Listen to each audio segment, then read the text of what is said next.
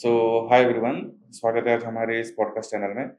आज हमारे साथ रोहित चौधरी जी है, जो एक ऑथर, कोच, ट्रेनर है और इनको 30 इयर्स का एक्सपीरियंस है, जो करियर बिल्डर और जीसीसी जो ग्लोबल कैपेबिलिटी सेंटर्स में एक्सपर्ट है। तो आज हम इनके साथ जो मेजर प्रॉब्लम्स जो एम्प्लॉयज़ और जो कंपनीज फेस कर रहे हैं, आज हम उसके बारे में डिस्कस करेंगे। Thank you sir, thank you for so much for Thank you, being Harshit. Us. So before we start, so just wanted to have your complete introduction, sir. So how you have started this, and how you are, you have completed 30 years in this profession, and I also heard that you are having 18 plus years of experience in Deloitte. So if you could give some introduction about your experience, sir. Yeah, thanks for the opportunity, Harshit. I've worked for more than 33 years Oh. in three companies, so not too many companies. Mhm. But my last stint was with Deloitte for more than 18 years.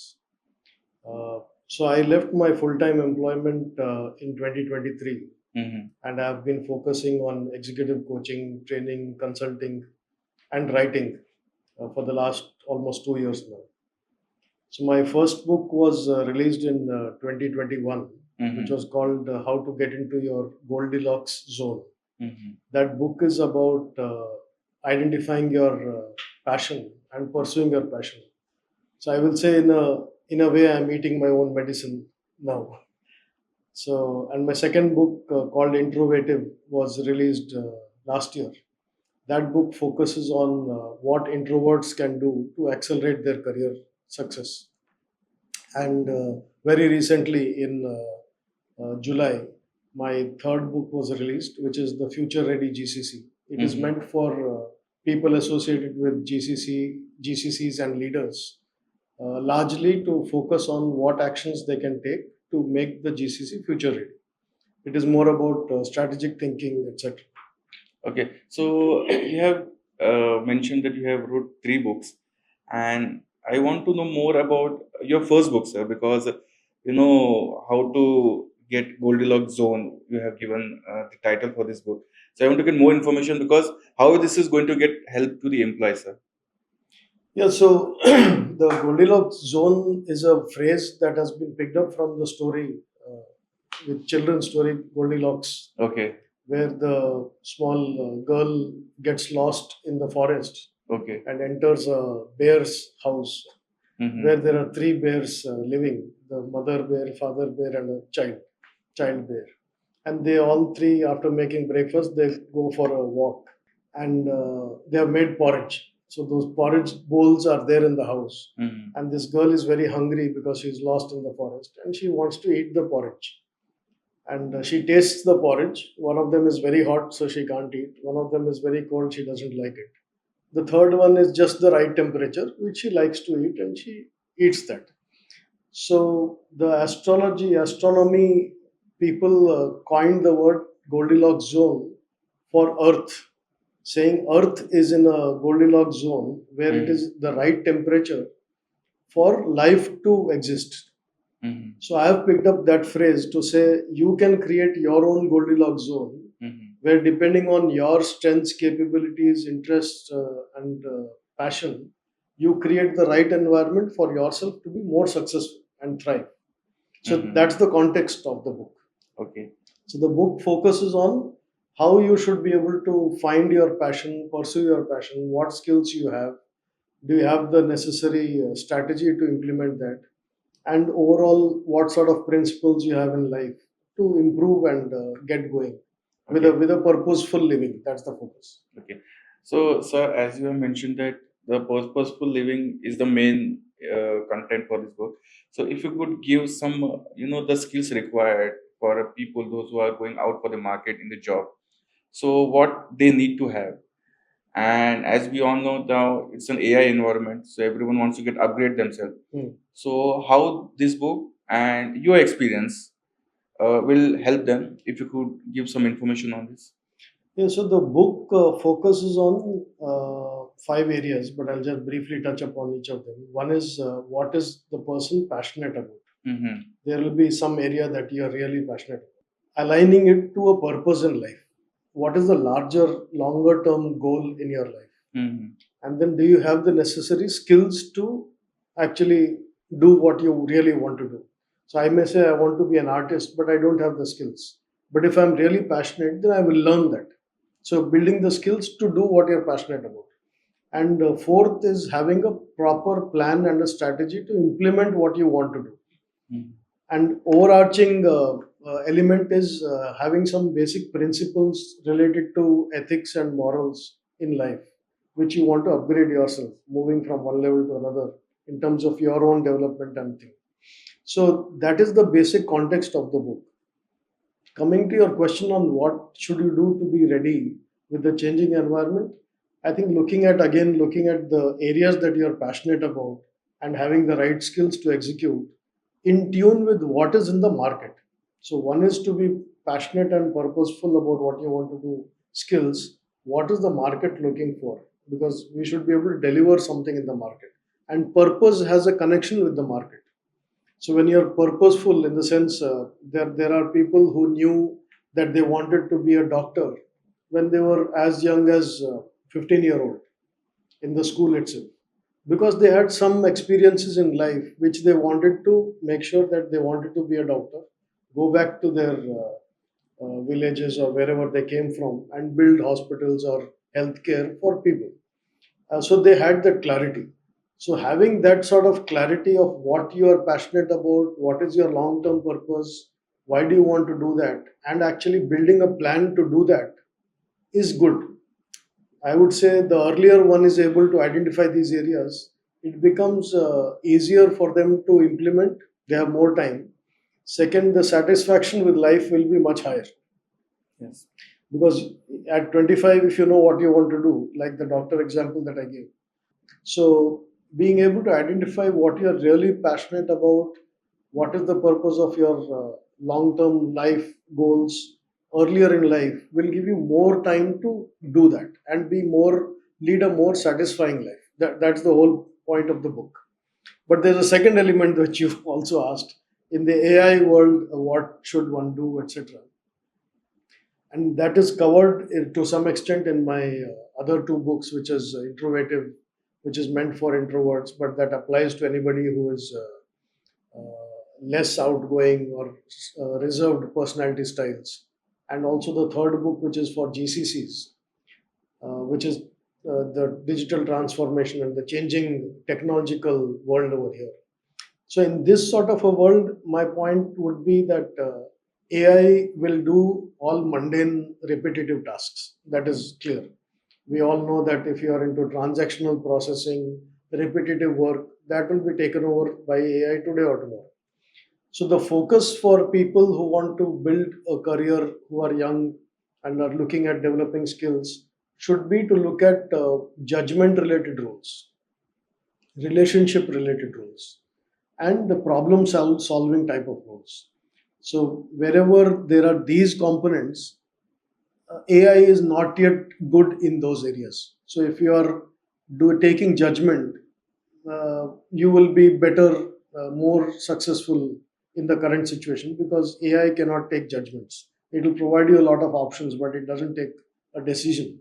Mhm. And similarly, on relationships with people, AI is not the best solution where it comes to understanding people, psychology, issues, concerns, mental health, well being, etc. Those are people related issues which people will be in a better position. And thirdly, I said problem solving. So, creative problem solving. So, being able to connect unrelated dots and coming up with solutions which have not been thought in the past. One of the biggest strengths for AI is whatever you have done in the past, it can very easily use that to give you a solution for the future. But that may not be the best solution. The best solution may be something which has not been done in the past, and you have to come up with that. So I think those three areas will be good for people to focus in the current situation where AI is doing a lot of things and technological changes will keep happening. Okay, so you have mentioned that those who are looking for a early growth, like on let us say 15 or 16 years, they will plan their life. They decided what they want to achieve in the goal, and there are some set of people though after 30 also they don't, they cannot make their goal, their life goals, and they still struggle. What I want to ask you, what is the major difference? Is the mindset difference between these two people, two categories of people, or is that the, the education, lacking of education, lacking of environment, lacking of the surroundings, like surrounding with the people? What could be the reason? Because most of the people nowadays, some of the people want to achieve much at an early stage, because if you go for a startups, and there are people those are still struggling at the age of 40. So what could be the major difference between these two set of peoples? So there are multiple elements that you already covered: education, mindset, etc. Uh, I think it is also about self awareness and self evaluation, or asking yourself those questions. So when people start asking those questions, like the book on how to get into your Goldilocks zone is a set of questions. What is your trigger? What do you like to do? Why do you like to do? Who are the people you want to serve? What do you want to serve them with? What is the benefit to those people based on your services? Asking those questions early in life will help people identify what they really want to do in life, and try to pursue that, irrespective of what it is. And today, there are a lot of opportunities for youngsters. If you look at the generation today, there is not too much of insecurity or I want a job. There are too many options, and people can do really what they really want to do. They are not fixed that they have to become an engineer or a doctor or a lawyer or a whatever it is. There are so many options. People can get into creative areas, they can get into marketing, they can do webcasts, you can do social media. A lot of stuff is available, which are not the standard sort of careers which were there 20 years back. So, depending on what people are really passionate about, they can pursue that area. But having those questions early in the mind, like you said, some people start startups. There must have been some trigger that they must have felt during the school days or college days that this thing is missing, and I want to fill that gap by starting something which can address that. Now, if the objective is to make money, then that will be a short term activity. But if the objective is to serve somebody, which is a community or a certain segment of the community, that can be scaled up over a period of time, and that can become a big thing. So, having those questions in mind and answering those questions early in life will help fine tune where you want to go.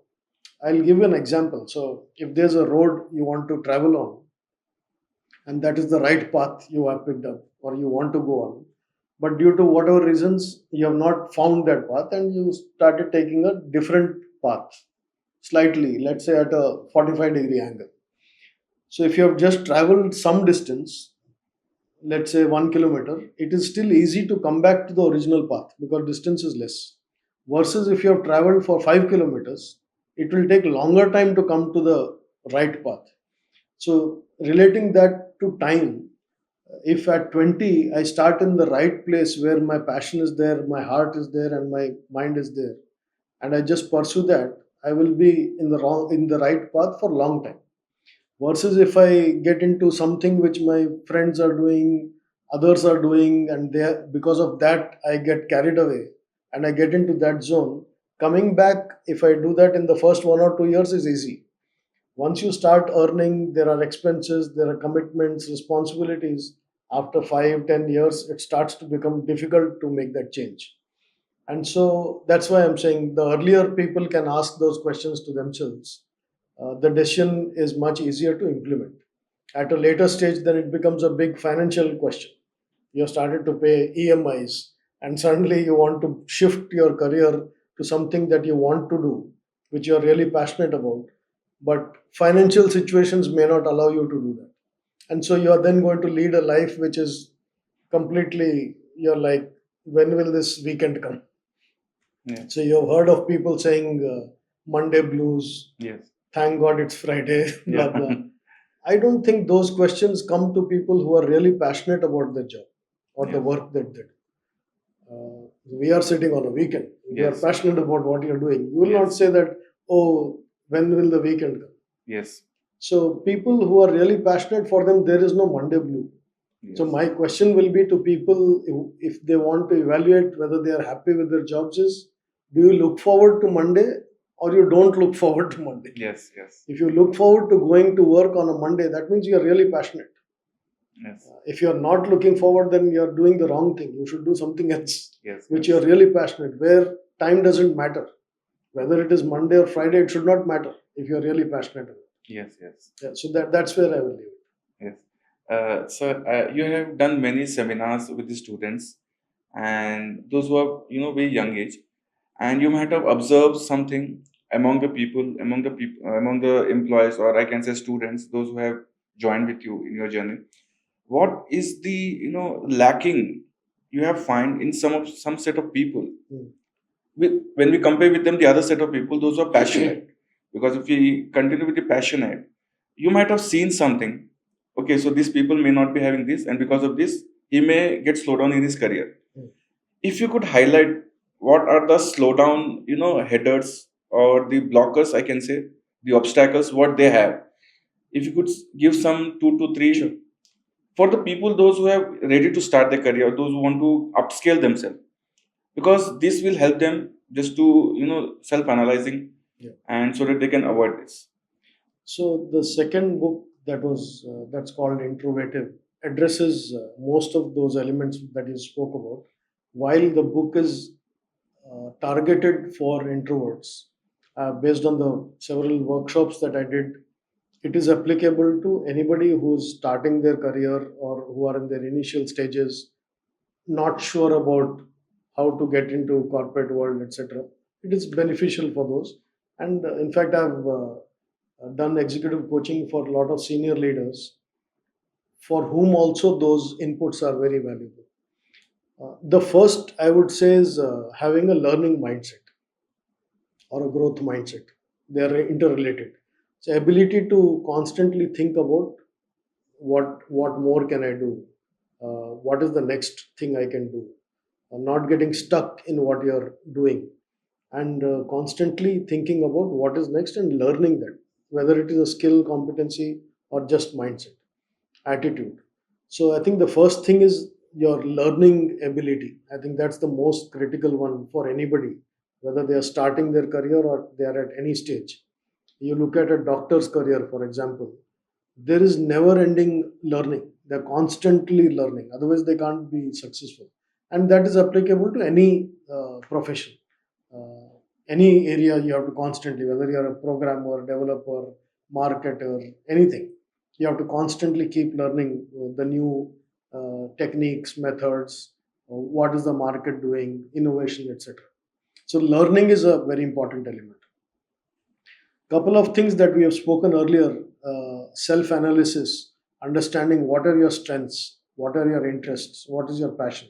That self analysis is also important to understand what do you want to do. So people, irrespective of which stage they are, if they constantly are looking at what are they interested, what is their status, are they close to the goal, are they midway, they have just started, that sort of. So self analysis, learning ability. And then there are some competency skills which you need for overall work related interactions. First is communication, having the ability to communicate your ideas to another person. A lot of times we think if we have spoken, the other person has understood, but it is not so. Yes. We have to speak in a way that the other person understands, and then we should confirm whether they have understood. So communication, and it's a two-way process. So you are exchanging views. You are saying something. You are hearing something. So it is both hearing and speaking and thinking while you are doing that. Communication is extremely important in any field. In fact, the best people who are extremely good may not be successful because they are not communicating. It can be related to marketing, promotion, brand, etc. So communication is all about expressing who you are, what are you doing, and also listening to what others are saying. So communication is an important skill. Second is ability to network and connect with people. Building your own network, I think that is very critical, because we are not living in an isolated situation. So we need to connect with people that we like to connect, who are into similar fields or diverse fields, to understand what they do, best practices. And networking is not expected to be done when somebody is looking for a job. It is to be done when you just want to connect with people. It is a extra benefit that when you're looking for a job, the network may help you with a job. A lot of people start networking only when they want to switch jobs or when they are looking for jobs. But networking is about connecting with people, establishing a connection, relationship, some sort of a connect over there. So that's the second skill. And the third skill is teamwork and collaboration, ability to work in a team. So networking is about connections with people. Teamwork is about ability to work with two or three people or a larger group, or collaboration between two departments or two companies at a high level to get something or create something new, something which has not been done earlier. So you need to collaborate to come up with the third thing.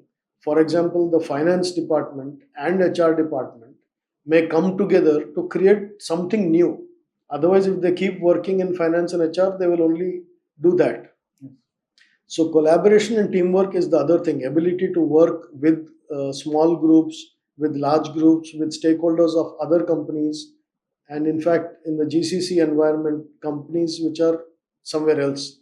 So the global stakeholders, ability to understand the culture of some other country and be able to work with them to get something delivered. So I would say self-analysis, learning ability, and then the three competencies: communication, networking, and collaboration Mhm. are critical. And then lastly, I would say, how will you put all this together to sustain long-term success? Uh, and what I'm heading to is it should not be stressful for you, anybody.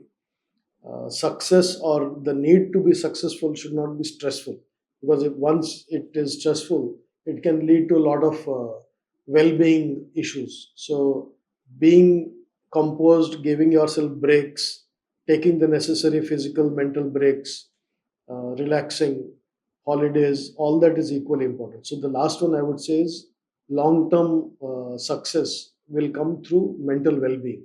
So trying to be doing some practicing some methods to keep yourself calm and cool is equally important. Mhm. Okay, so as we all know that in the US, the Trump administration has increased the hike for the Asian employees those who are working there, and GCC, because it's a global capability center. How do you see this opportunity for the Indian companies, those who want to work here in India, and for the employees as well, those who are having aspiration to go to US and work in big IT companies? So, if you could give some context on this. Sir. I would say this is a ever changing market environment. Uh, for India, we have been successful in being able to leverage our technology related strengths for the last almost 2.5, 3 decades. We have been doing that. And the services have been globally accepted and acknowledged. So people come to India, for example, companies from the US, UK, or other sites come to India originally for cost benefit, but they stay for value. What is the value we deliver from a talent standpoint?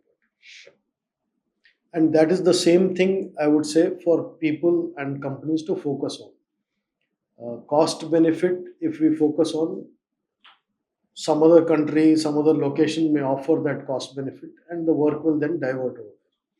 But if we are focusing on value, then the work will continue to be with us. And whether organizationally or individually, it is the same thing. The more we are able to deliver value, we will be in demand. If we are not delivering value, we are only doing transaction processing or we are doing cost saving, the value is not so high. And hence, the book on GCCs is really about moving from transactional cost saving stage to a innovation and a more strategic contribution stage. So I would say for individuals and companies that if you are closer to revenue generation, uh, and problem solving. Those are the two areas that can help the companies and individuals to remain in demand. Because if you are closer to revenue generation, you are contributing to the companies to generate more money, more revenues, or you contribute in reducing cost, which GCCs originally have done that for last so many years, 30 years. So that's no more new expectation. That is the base expectation. So generating revenue, if you are able to do through value, I would say that is the element that keeps companies and individuals in demand. So if you're closer to revenue, you can generate revenue or come up with ideas, products, services, solutions that can help expand revenue. That is the stage companies in India, GCCs, are, where they have worked for maybe 10, 15, 20 years with certain type of industry or companies. And today their understanding of that industry or market is very good. So we should be able to come up with ideas and services and solutions which can help increase the revenue for the company in those areas through innovative methods or through areas which are currently being done onshore, but they can entirely be done offshore and still contribute to revenue. So I would say those are the two areas companies and individuals should continue to focus, which is generating revenue Mhm. and contributing value apart from cost, etc. Okay, so related to the answer what you have provided, I have one more question. Like India, do you think that India is at, if you talk about the environment wise, and as per the Trump administration that they have not allowing the US the Indian employees. So do you think that India is suitable to have their own companies because because of these America's new policies, many other European countries are offering a good visas. Like if you talk about China, they Yeah. are offering K visas for the Indian students. Do you think that India is a suitable environment in increasing or having their own consumption for IT companies for employees, or do India have to go to other countries, not to America? If you talk about the India's Yeah. environment. As far as IT or technology solutions is concerned, there is definitely dependency on exports for US, Europe, etc. So I don't think that will disappear because of the changes that you just mentioned. The key is with people not being able to go to certain parts of the world doesn't mean that the work will not get executed. I personally believe that if people can't go to a certain country, work can definitely still come to India. And work will flow where it will be done most efficiently. For example, manufacturing has gone largely to China because China has established that they can manufacture in a very efficient manner. That means quality, I mean, it Large depends scale. on the sort of product specifications which are there. And then the timelines and the volumes, the scale, the cost, they are able to establish that. As far as it comes to technology support, IT support, India has already established that it can deliver that. So work will go where it can be done most efficiently. So I don't think that will continue to be any concern because we have already established in that area. To your question on is India capable of consuming its own services, I think that is also true. A lot of large organizations, government organizations, public sector organizations are leveraging Indian companies for all their technological needs. And if you keep aside technology and look at the other industries and sectors, it was established that during COVID or post COVID, India was able to sustain its economy because of internal Yes. consumption. Yes. It was not completely dependent on just Yes. serving Other countries. exports. So that way, I think there are some pros and cons. It is a tricky situation. I would not simplify it too much. But as things move, it looks like we will continue to serve and work will continue to come to India Mm. in the areas that we are good at. Mhm. So, going back to the previous question, I think we should continue to focus on what is the value we want to deliver. Yes. and deliver that through the services that we offer. Yes. And then we'll be in demand and work will continue to come. Yeah.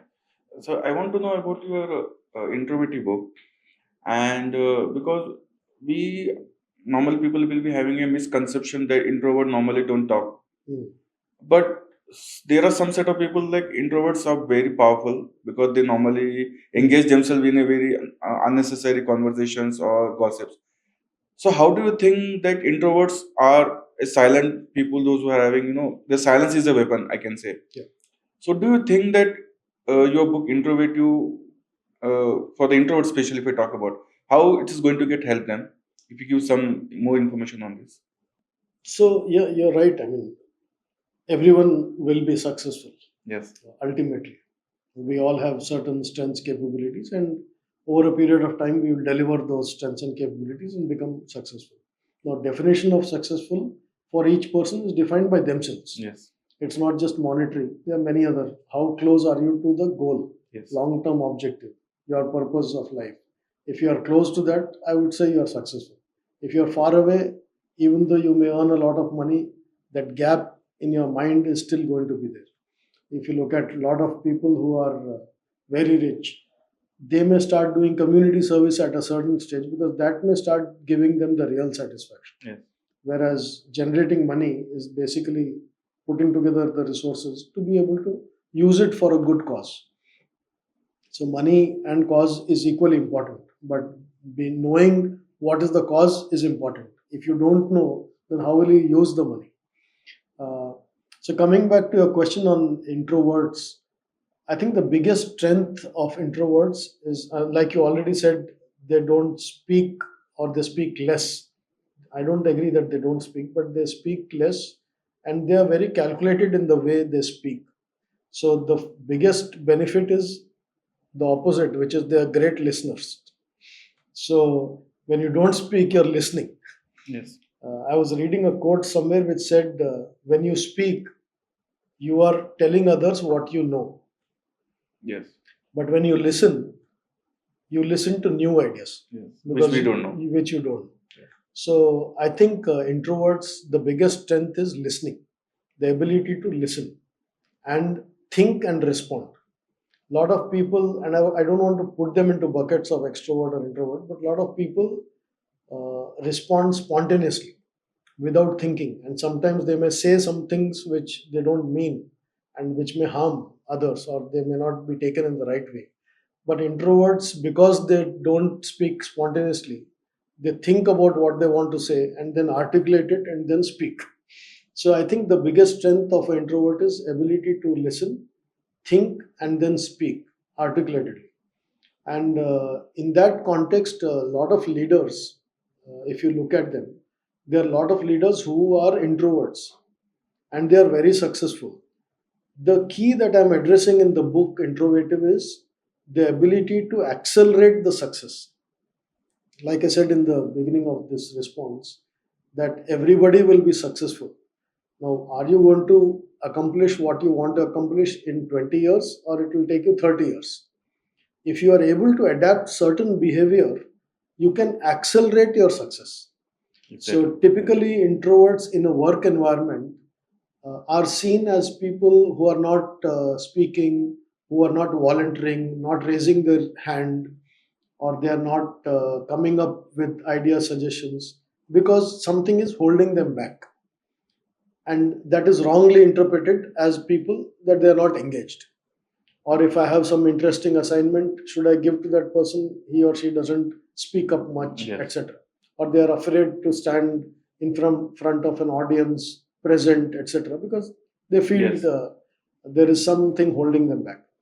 So the book really focuses on certain behaviors that you can adapt to accelerate your career success, which is again understanding what are your strengths, how to use them in day to day, how can you build on your communication. So practicing communication, which is standing in front of a small group, then a larger group, then presenting to larger audiences. It's- from my own example, I'm very bad at dancing and I don't like to dance. But I have done some performances at work which have been to large audiences like 5,000, 10,000 people on certain occasions. The biggest thing is preparation for such activities. So, whether it is a dance or a presentation or a meeting, if you are well prepared, then there is confidence and you don't hesitate in speaking or doing what you want to do. So I think the preparation bit is the biggest thing for a introvert or people who are reserved, for them to think about what do they want to say, what is their point of view. If you are attending a meeting, you will be expected to share your views. So if you go to a meeting and don't say anything, next time will you be called for that meeting? You will not. So having a point of view and some ideas and suggestions and then attending a meeting is important, and that requires preparation. So if people who are reserved, if they can prepare and then go for such activities, I think they will be more successful. So the key is being able to communicate well, preparation for areas that they are hesitant, and the other two that we spoke earlier, networking. Introverts are hesitant in connecting with people. So you go for a networking lunch, for example. You go and meet just one or two people, have lunch and go. Yes. Can you talk to a few more people? And I'm not saying just talk to 20 people, because then it becomes just touch and go. Yes. Can you talk to five new people that you have not met earlier? Connect with them, establish a rapport, ask genuine questions. Don't talk about weather. Ask about what is their interest, how they got into that company, why are they doing what they are doing. Some real questions which will help establish rapport. So, networking. And lastly, we have talked about collaboration and working in teams. So, again, typical introverts will be happy to work from home alone, sit on the laptop, do their own stuff.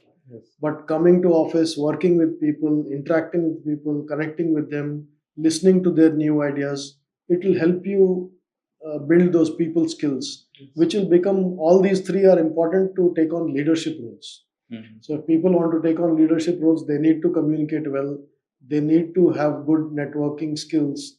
They need to be good at collaboration and teamwork. So those competencies will be necessary as you build your career, whether you are initial stage, mid stage, or at a leadership stage. Yeah.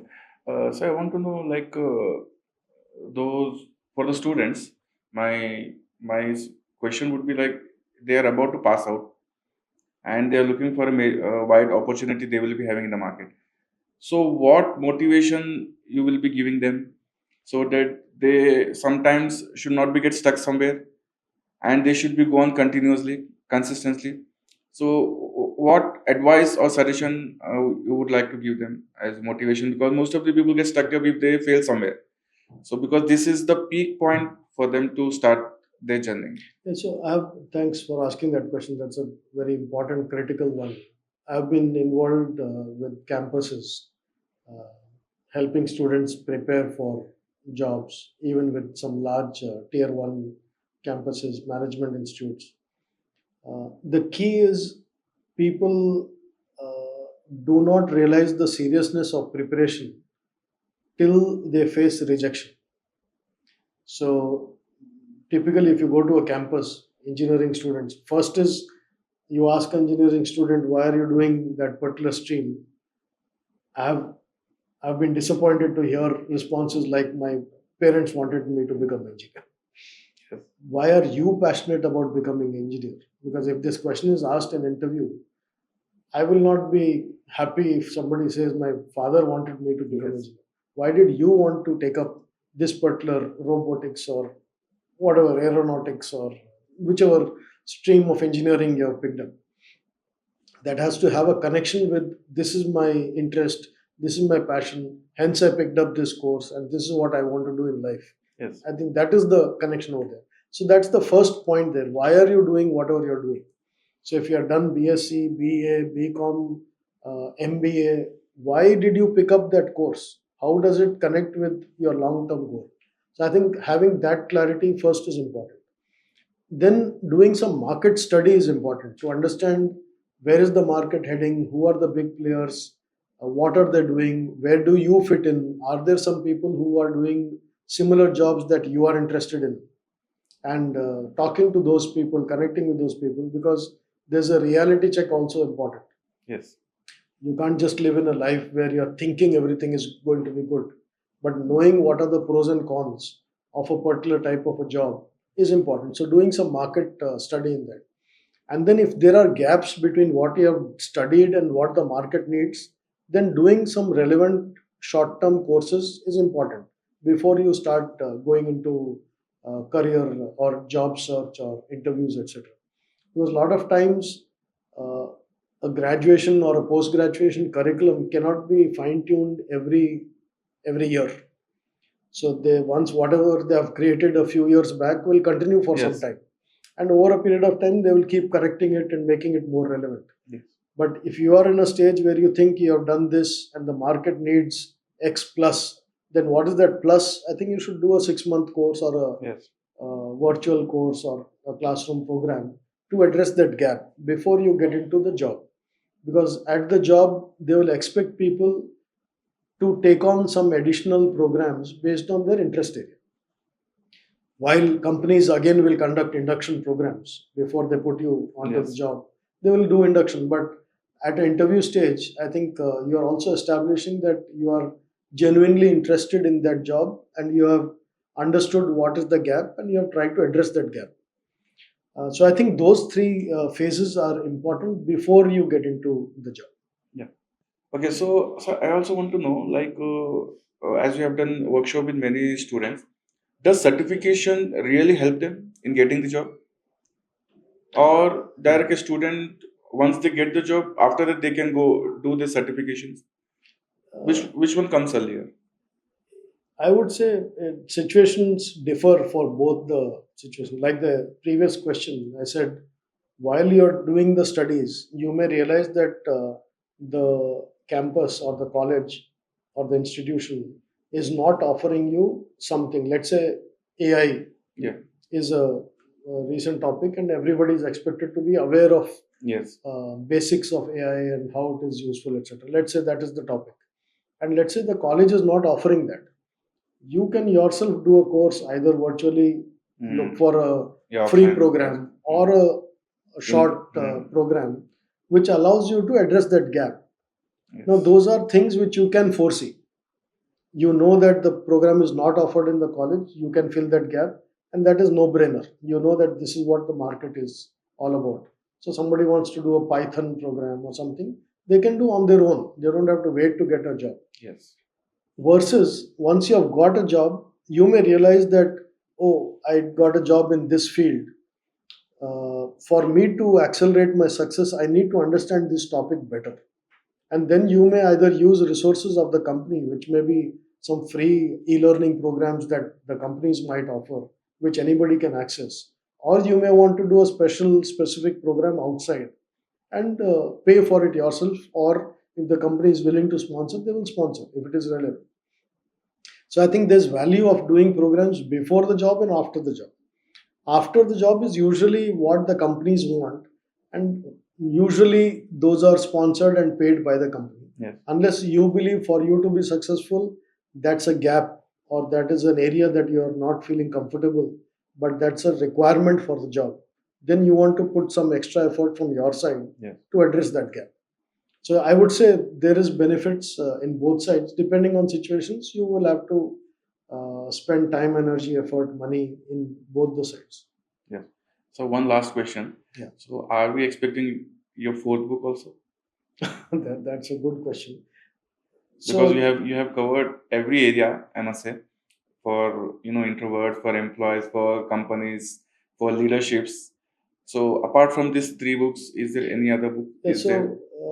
in the last year and a half, I've been doing a lot of work related to creativity in leadership skills, Mhm. and I've been doing a few workshops on how to use creativity for creatively solving problems or innovation. Mhm. And it has a direct connection to your previous question related to AI, etc. Okay. So, with the changing technology, AI, whatever we are going through, anything which has been done in the past is already part of the AI repository.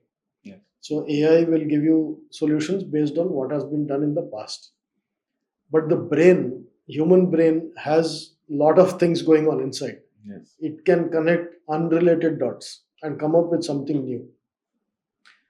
So I'm trying to focus on that area in terms of how to help leaders develop their creative faculty, that ability to solve The problems and problems come up with new directions which have not been discussed earlier. discussed earlier, or Yeah. those are not the things that companies have done in the past. So for leaders and managers and people who are strategizing, for them to think creatively, they need to activate their creative side of the brain, Yes. the right side of the brain. The left side is supposed to be more Mhm. logical. Yes. So how to activate that is something that I'm working on. So in fact, my fourth book may be on that topic about leveraging creativity for leadership and leadership styles. So thanks for asking that question. Yeah. Thank you so much, sir, for being with us and for giving all this information for every area of the employees, for companies, and for Thank you. leadership. So, thank you so much for having us. Thank you very much, Harshit, for the opportunity. I Thank hope your audience is Definitely. satisfied and get something out of it. Yes. Yes. We'll be Definitely. happy to connect. Thank you so much. Thank Sir. you.